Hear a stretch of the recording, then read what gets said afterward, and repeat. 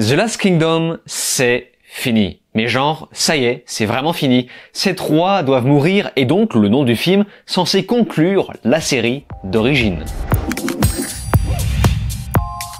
Salut à tous, c'est Vince sur Plotime et on se retrouve aujourd'hui pour parler pour la troisième et dernière fois de The Last Kingdom. Sauf que cette fois-ci, on ne parle pas de la série, mais bien d'un film.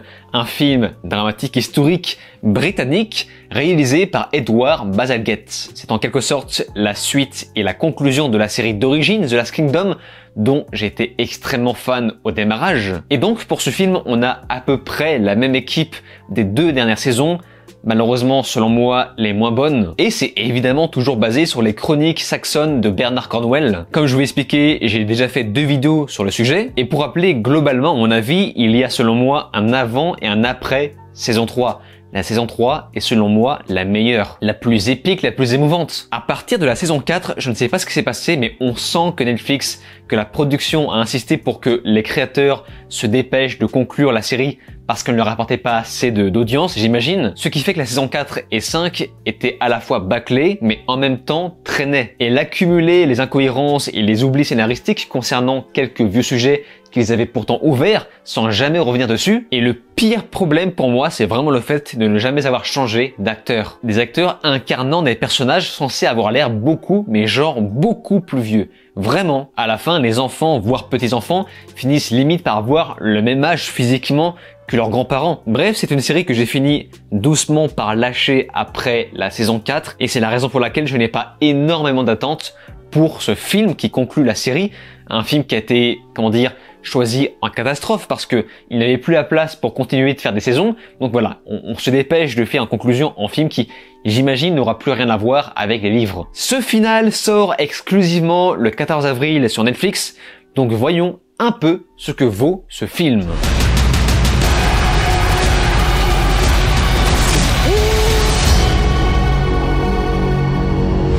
Dans un royaume fracturé, l'histoire de The Last Kingdom ne s'arrête pas là. Après la mort du roi Édouard, l'histoire continue pour Uhtred de Bamberg et ses alliés. En effet, ils continuent le combat dans l'espoir de réaliser un jour le rêve d'Alfred, unir l'Angleterre. Alors ce matin, j'ai lancé le film et je me suis dit oula, là, ils n'ont pas de temps à perdre. À peine le tout lancé, on est déjà sur le titre, puis le générique, une espèce de refonte du générique original avec la même musique, mais en version longue et retravaillée, et franchement, ça fait plaisir.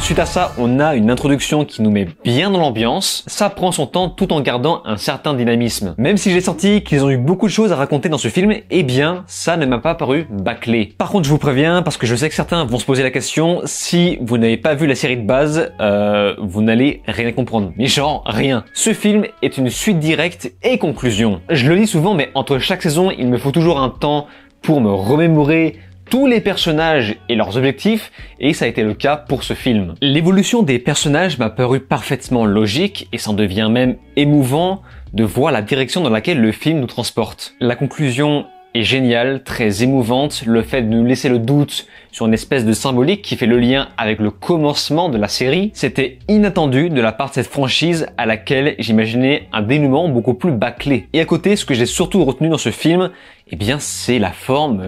Il y a une magnifique image, vraiment très belle, plus fine que la série originale. Tout paraît plus mature. On est vraiment dans un long métrage séparé de la série. On a l'impression que les personnages fondent littéralement dans le décor. Ce qui m'a impressionné, c'est le travail autour de la lumière, surtout en intérieur. On se croirait dans un petit Ridley Scott, c'est pas une blague. Il y a une telle ambition dans les décors, c'est tellement moins étouffant que dans les saisons précédentes. On ressent les espaces, c'est beaucoup plus grand, plus aéré.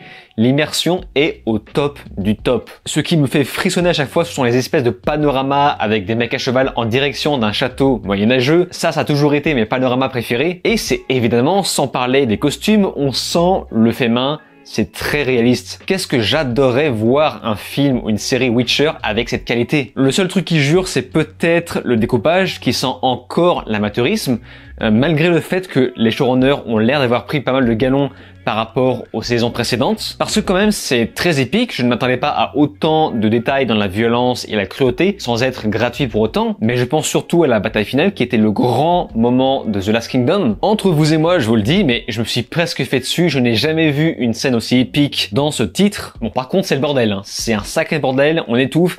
C'est fait exprès, évidemment. On est censé se sentir étouffé avec les personnages, mais embourbé en trucs qui s'écrasent et c'est très réussi, je trouve. Côté acteur, il reste toujours fidèle à lui-même. Petite mention à Alexander Draymond et son petit accent suave. Seven Kings must die. Oui, il parle tout le temps comme ça. This is my last fight. Les nouveaux intervenants ont une sacrée gueule. Il y en a même certains que j'aimerais presque voir dans les futures saisons de House of the Dragon. Vraiment, il y a des mecs qui s'intègrent parfaitement à l'environnement. Et à part ça, on retrouve toujours les mêmes petits patterns au niveau du montage qui consistent à indiquer les lieux à l'écran, puis switcher entre la vieille et la nouvelle écriture. Et je trouve la liberté artistique prise à la fin du film plutôt intéressante, évidemment. Je ne vous spoilerai pas. Mais tout ça pour dire que la fin du film, il cherche toujours à conclure le personnage d'Uhtred, le fait qu'il soit bloqué entre différentes religions. Et tout le reste du film est monté de la même façon que la série. Sauf que tout le reste a l'air plus riche visuellement. Je ne sais pas si le budget était plus élevé.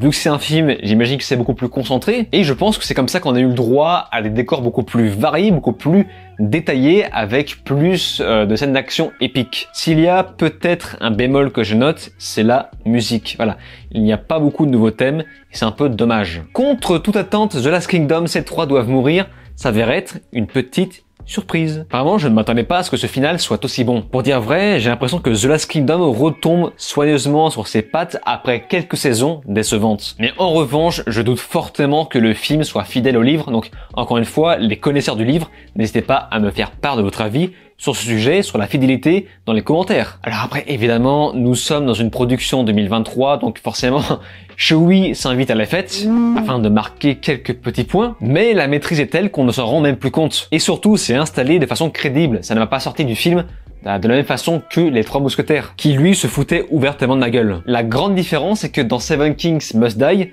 eh bien, s'il n'y a pas cet aspect, l'histoire ne peut pas avancer. Voilà, ça pour moi, c'est la preuve d'une bonne écriture. Vous savez, en ce moment, je joue à Age of Empires 2, donc forcément, je suis dans le mood Moyen-Âge, et regarder ce film m'a bien mis dans l'ambiance, et je suis content de voir que finalement, eh bien, ce n'est pas une déception. Même si ça manque peut-être d'un petit quelque chose, je ne me suis pas senti triste à l'idée que The Last Kingdom soit terminé, mais ça, évidemment, ça me regarde, donc c'est pourquoi les fans de la série, n'hésitez pas à me faire part de votre avis concernant ce film dans les commentaires, comme à chaque fois, j'y porterai attention. Et c'est donc sur ces mots qu'on se laisse, n'oubliez pas de vous abonner à ma chaîne YouTube, cliquez sur la cloche, souscrire si vous pouvez, et de me rejoindre sur les réseaux sociaux. Je vous dis alors ciao et à la prochaine.